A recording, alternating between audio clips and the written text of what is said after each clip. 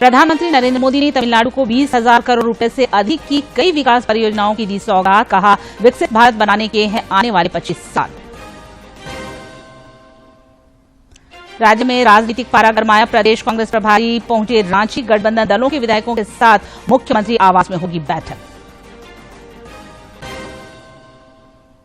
भाजपा ने एक बार फिर राज्य सरकार पर बोला हमला। प्रदेश अध्यक्ष बाबूलाल मरांडी ने कहा, राज्य में अपराधी और बिचौलिए हैं बेखौफ।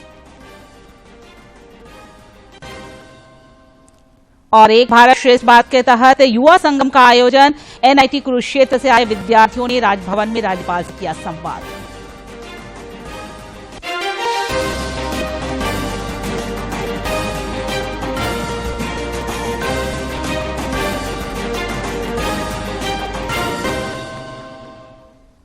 नमस्कार, खबर झारखंड में आपका स्वागत है। मैं हूं निशा दीपिका सोरेन और समाचार विस्तार से।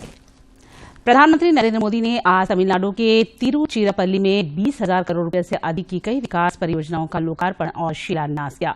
प्रधानमंत्री ने तिरुचिरापल्ली एयरपोर्ट के नए टर्मिनल का भी उद्घाटन किया। जनसभा को संबोधित करते हुए प्रधानमंत्री ने कहा कि आने वाले 25 साल भारत को विकसित बनाने के हैं। विकसित भारत में आर्थिक और सांस्कृतिक दोनों पहलू शामिल हैं।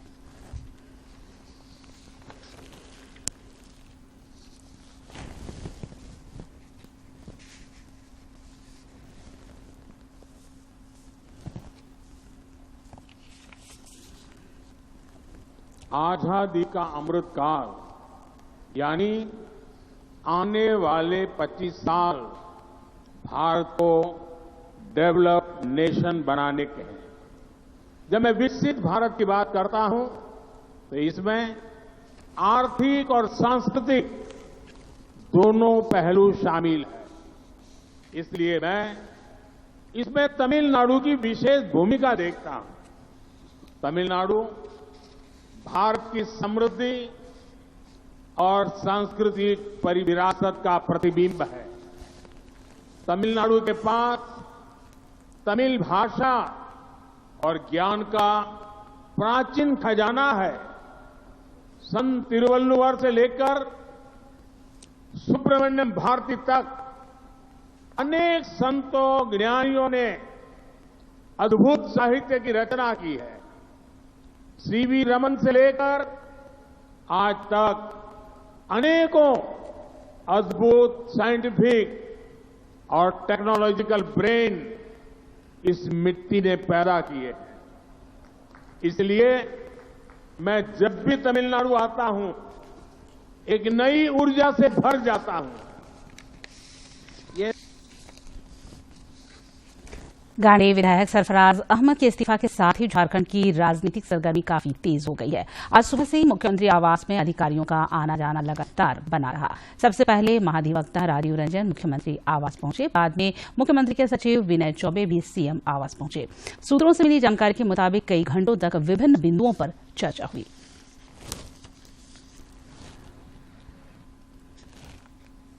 इधर कांग्रेस खेमे में भी सरगर्मी तेज हो गई है। प्रदेश कांग्रेस के नवनियुक्त प्रभारी गुलाम अहमद मीर भी आज रांची पहुंचे। एयरपोर्ट पर कांग्रेस के प्रदेश अध्यक्ष राजेश ठाकुर समेत तमाम नेताओं ने इनका स्वागत किया। श्री मीर स्वागत समारोह के अलावा एक बैठक में भी शामिल हुए।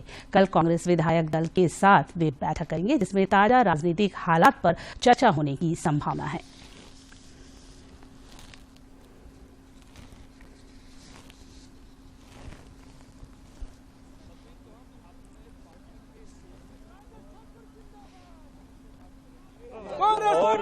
मेरा असली काम है कांग्रेस वर्कर को मार्गदर्शित करना और आने वाले मिशन को पार करना। उधर राज्य के ग्रामीण विकास मंत्री आलमगीर आलम ने पाकुड़ में आज अधिकारियों के साथ बैठक कर विकास कार्यों की समीक्षा की। उन्होंने लोगों की समस्याओं को सुना और उनके निदान का आश्वासन दिया। बाद में पत्रकारों से बातचीत में श्री आलम ने कहा कि सरकार वैकल्पिक व्यवस्था हर परिस्थितियों से निपटने के लिए करती है। लेकिन राजनीतिक खैस बहुत ही लगाया जा रहा है। लेकिन ये बात भी सही है कि जब भी हम लोग राजनीति में रहते हैं तो एक जो है ऑल्टरनेटिव व्यवस्था हमको करके रखना पड़ेगा। उधर आज भाजपा एक बार फिर राज्य सरकार पर हमलावर दिखी। प्रदेश अध्यक्ष बाबूलाल मरांडी ने दुमका में प्रेस कॉन्फ्रेंस कर कहा कि मुख्यमंत्री हेमंत सोरेन लगातार असंवैधानिक कार्य कर रहे हैं, जिसका उन्हें डर सताने लगा है। उन्होंने कहा कि राज्य में अपराधी और बिचौलिए बेखौफ हैं। श्री मरांडी ने राज्यपाल से संवैधानिक व्यवस्था को मजाक बनने से बचाने का आग्रह किया।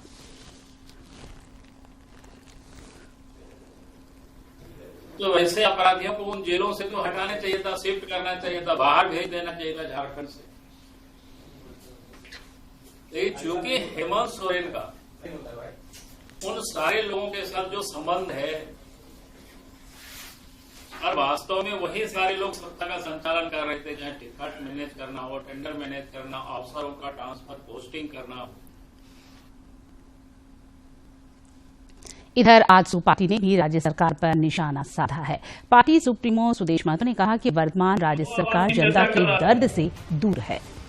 एक पंचायत से 500-700 से लेकर 1000 तक के आवेदन है और इस 1000 आवेदन में सरकार ने टारगेट तय किया हुआ है। 1000 आवेदन के बदले में हर पंचायत को मात्र 30 से 40 ही आवास मिले हैं। तो भी इस रेशियो में 8 लाख का हिस्सा एक पंचायत को, किसी भी पंचायत को 150 से ज्यादा आवास नहीं मिलेंगे और इतने आवेदन लाखों जो आवेदन आएंगे, पब्लिक को निराशा होगी। इसलिए हम लोग कहते हैं कि जनता के दर्द से यह सरकार दूर है, सत्ता के नशे में चूर है। मुख्यमंत्री हेमंत सोरेन की ओर से आज दोपहर बाद ईडी कार्यालय में एक बंद लिफाफा भिजवाया गया। मौके पर मौजूद मीडिया ने विशेष दूत से लिफाफा में मौजूद पत्र की जानकारी लेनी चाहिए, लेकिन दूत ने लिफाफा बंद होने की बात कह जानकारी होने से इनकार किया। दरअसल 29 दिसंबर को ईडी ने एक पत्र जारी कर सीएम को पूछताछ के लिए 2 दिनों के अंदर अपनी सुविधा अनुसार जगह और समय बताने को कहा था, ताकि ईडी अधिकारी उनसे पूछताछ कर सके। राज्यपाल सीपी राधाकृष्णन ने राज्य में जारी ताजा राजनीतिक घटनाक्रम पर प्रतिक्रिया व्यक्त करते हुए कहा कि ये बातें अभी यथार्थ नहीं बल्कि कागजी हैं। उन्होंने कहा कि वे हमेशा यह कहते रहे हैं कि जो भी गलत करेगा उसे उसका अंजाम भुगतना पड़ेगा। राज्यपाल ने कहा कि राजभवन की नजर सिर्फ राज्य की कानून व्यवस्था पर है, लेकिन दुर्भाग्य की बात है कि यह बद से बदतर होता जा रहा है, जो चिंता का विषय है।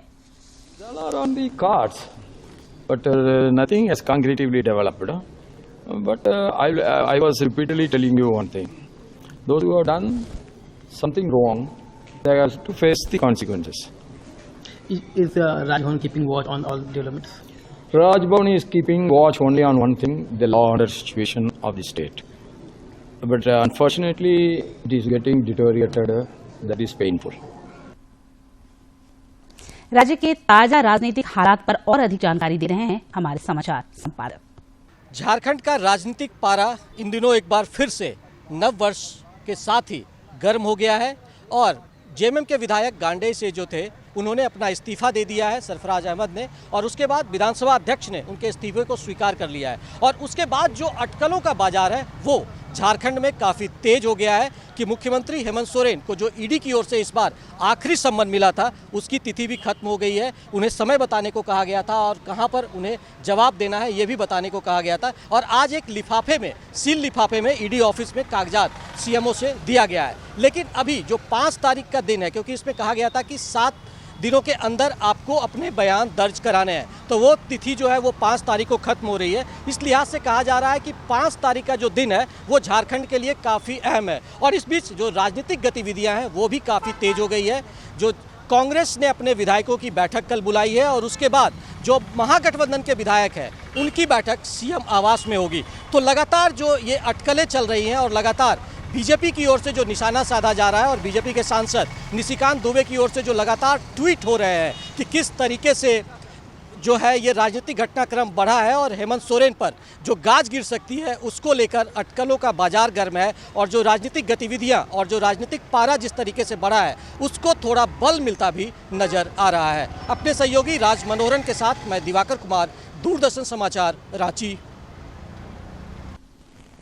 मुख्यमंत्री हेमंत सोरेन ने नववर्ष के अवसर पर अपने पिता दिशोम गुरु शिबू सोरेन और माता रूपी सोरेन से आशीर्वाद लिया। मुख्यमंत्री ने अपने माता पिता को फूलों का गुलदस्ता दिया और पैर छूकर प्रणाम किया।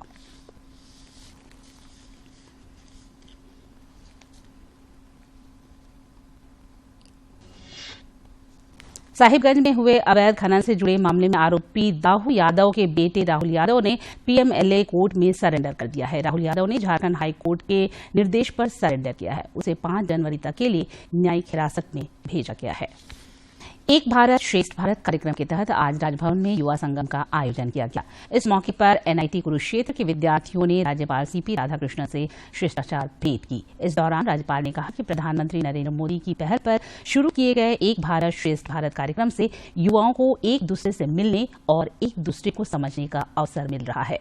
उन्होंने कहा कि वैचारिक आदान प्रदान का यह एक अच्छा माध्यम है। राज्यपाल ने कहा कि जब तक हम एक दूसरे को नहीं जानेंगे तब तक हम अलगाव में जी रहे होते हैं, जो कि किसी तरह से अच्छा नहीं है। मौके पर मौजूद छात्रों ने भी एक भारत श्रेष्ठ भारत कार्यक्रम को महत्वपूर्ण बताया।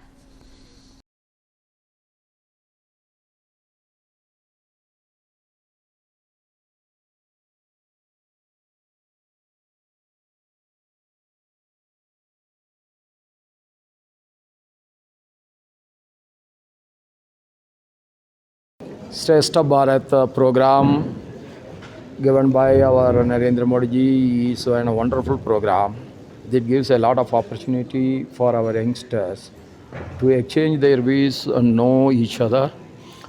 They are from Kurukshetra, they have come, to IT, they have come, and all these, by seeing the youngsters, I am sure the Viksit Sankalp Yatra is going to prove that India is going to be the most powerful nation by 2047. When there was no aspect of formal education in the entire world, there were universities like Takshila and Nalanda in India. When there was no constitution in the world, we have already formed Rigved, Yajurved, Samved and Atharvaved. मैं धन्यवाद व्यक्त करूंगा यहाँ के सभी in charge साहिबान का, जिन्होंने अपने संपूर्ण प्रतिष्ठा से संपूर्ण अपना दिया और हमारा स्वागत किया। नववर्ष की इससे अच्छी शुरुआत क्या हो सकती थी कि आपके आशीर्वाद से एक नए राज्य के रूप में झारखंड को हम अपने से इसलिए सुशोभित कर पाते हैं क्योंकि जितनी उम्र झारखंड की शायद उतनी उम्र मेरी भी होगी। रांची के जिला निर्वाचन पदाधिकारी सह उपायुक्त राहुल कुमार सिन्हा ने विशेष पुनरीक्षण 2024 के तहत निष्पादित प्रपत्रों में से कुछ प्रपत्रों की आज सुपर चेकिंग की। भ्रमण के क्रम में श्री सिन्हा बरियातू रोड के चित्रा करुणा अपार्टमेंट पहुंचे, जहां मतदाता सूची में नाम दर्ज करने के लिए राष्ट्रीय स्तर की बैडमिंटन खिलाड़ी लावण्या सिंह के प्रपत्र की जांच की। उन्होंने मौजूद पदाधिकारियों को इन्हें ब्रांड एम्बेसडर बनाने की पहल करने को कहा। झारखंड की राजधानी रांची में विकसित भारत संकल्प यात्रा कारवां विभिन्न पड़ावों से होकर गुजर रहा है, जिसमें जनमानस की सहभागिता इसकी सफलता को इंगित कर रहा है।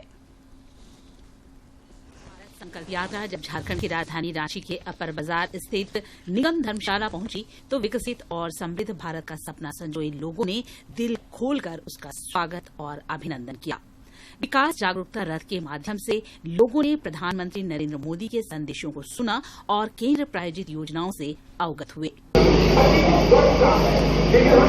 इस दौरान लाभार्थियों ने केंद्र सरकार की जन कल्याणकारी योजनाओं की जमकर प्रशंसा की।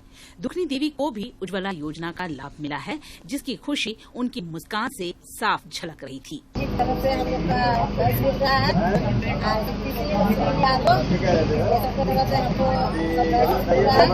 स्थानीय महिला सुषमा तिर्की ने भी गरीबों और कमजोर वर्गों के हित में किए जा रहे कार्यों की तारीफ की और विकसित भारत संकल्प यात्रा के फायदों की चर्चा की। शुगर का जांच हुआ, ब्लड प्रेशर का जांच हुआ, किसी का बदन हाथ में दर्द था, जिसको जैसा आवश्यकता के अनुसार सबों को प्राप्त हुआ। इस दौरान स्थानीय विधायक सीपी सिंह ने सबों को साल 2047 तक विकसित और आत्मनिर्भर भारत बनाने की शपथ दिलाई।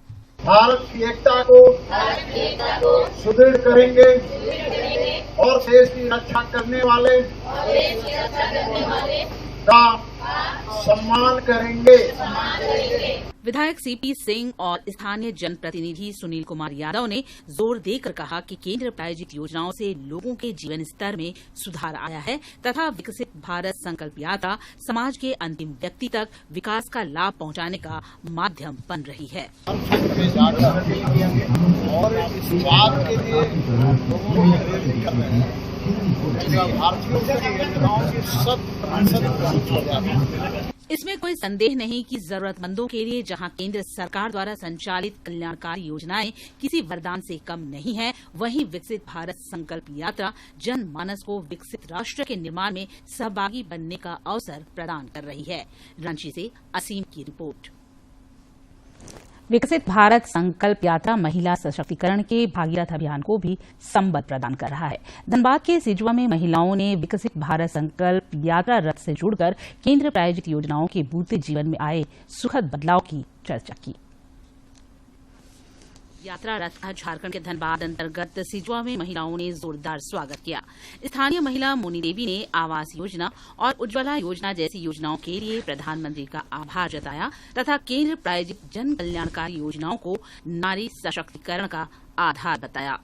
बहुत सारे जो गरीब है उन लोगों को तो बहुत लाभ हुआ, जैसे कि आवास योजना, उसमें जिसका कच्चा मकान था वो लोग उसका पक्का मकान हो गया और वो लोग अभी छत के नीचे बहुत खुशहाल का जिंदगी जी रहे हैं और प्रधानमंत्री को धन्यवाद दे रहे हैं। विकसित भारत संकल्प यात्रा का हिस्सा बनने पहुंची बबीता कुमारी ने भी प्रधानमंत्री नरेंद्र मोदी के कुशल नेतृत्व में आधी आबादी के सशक्त और आत्मनिर्भर बनने की चर्चा की। प्रधानमंत्री के द्वारा 10,000 बैंक के थ्रू लोन दिया गया, जिससे हम अपना आगे की ओर को अच्छा से चला सके, आगे और अच्छा मतलब बढ़िया कर सके। वहीं सावित्री कुमारी ने विभिन्न केंद्र प्रायोजित योजनाओं को कमजोर वर्गों के लिए वरदान बताते हुए कहा कि इससे जीवन में कई सुखद बदलाव आए हैं। महिला लोग जो समूह भी चलाती है उसमें भी समूह से जुड़कर और आगे भी बढ़ी है, उसमें और लाभ उसमें बहुत सारा मिला है, जैसे शौचालय का मिला है, राशन कार्ड का मिला है और पानी घर तक भी पहुँचा है। देश को विकसित बनाने में समाज के हर वर्ग का योगदान और उनकी सहभागिता लाजमी है। आधी आबादी के बिना तो विकास की अवधारणा ही अधूरी लगती है। विकसित भारत संकल्प यात्रा महिलाओं को संबल प्रदान कर रहा है, जो साल 2047 तक विकसित और समृद्ध भारत का आधार बन सकती है। धनबाद से अजय कुमार सिन्हा की रिपोर्ट। नए हिट एंड रन कानून के विरोध में वाहन चालकों के 3 दिवसीय भारत बंद का आज धनबाद में असर देखा गया। बस, ट्रक, ऑटो, टोटो सहित अन्य सवारी वाहनों के बंद हो जाने से लोगों को परेशानियों का सामना करना पड़ा।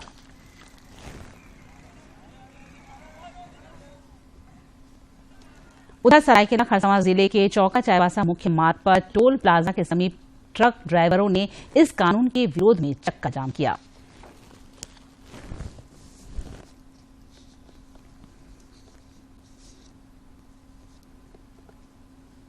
और अब राज्य के विभिन्न जिलों की महत्वपूर्ण खबरों पर डालते हैं नजर फटाफट अंदाज में।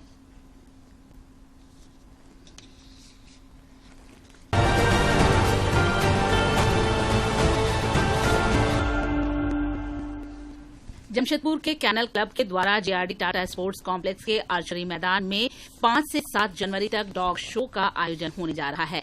इसमें 45 नस्ल के श्वान अपनी कलाबाजियां और अनुशासन का परिचय देंगे। रांची जिले की तिपुराना ओपी पुलिस ने सोदा गांव में 7 लोगों की हत्या के आरोपी विजय महतो को 18 साल बाद पंजाब से गिरफ्तार किया है। वह हत्या की घटना के बाद से ही फरार था। हिट एंड रन मामले में बड़ी सजा के विरोध में धनबाद शहर के ऑटो चालक कल हड़ताल पर रहे। इससे राहगीरों को काफी परेशानियों का सामना करना पड़ा। यात्री जहां तहां खड़े ऑटो का इंतजार करते दिखे।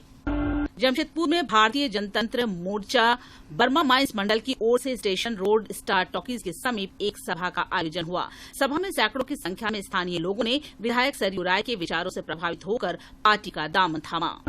नववर्ष के पहले दिन कल रामगढ़ जिले के रजरप्पा स्थित छिन्नमस्तिका मंदिर में श्रद्धालुओं की भारी भीड़ उमड़ी। इस दौरान श्रद्धालुओं ने पूजा अर्चना के साथ पिकनिक का भी आनंद उठाया।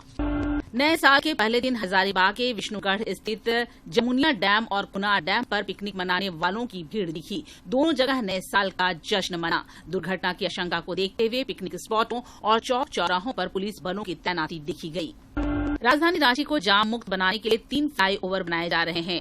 रातू रोड कॉरिडोर, कांटा टोली फ्लाईओवर और सिरम टोली फ्लाईओवर का निर्माण हो रहा है, लेकिन इन दिनों इन सड़कों पर उड़ती धूल लोगों को परेशान कर रही है। उड़ती धूल से राहगीर और वाहन चालक परेशान हो रहे हैं।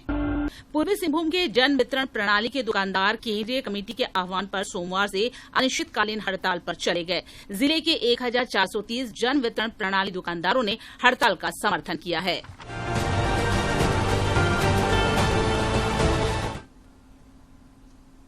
और अंत में मुख्य समाचार एक बार फिर। प्रधानमंत्री नरेंद्र मोदी ने तमिलनाडु को 20,000 करोड़ रुपए से अधिक की कई विकास परियोजनाओं की दी सौगात। कहा, विकसित भारत बनाने के हैं आने वाले 25 साल। राज्य में राजनीतिक पारा गरमाया। प्रदेश कांग्रेस प्रभारी पहुंचे रांची। गठबंधन दलों के विधायकों के साथ मुख्यमंत्री आवास में होगी बैठक।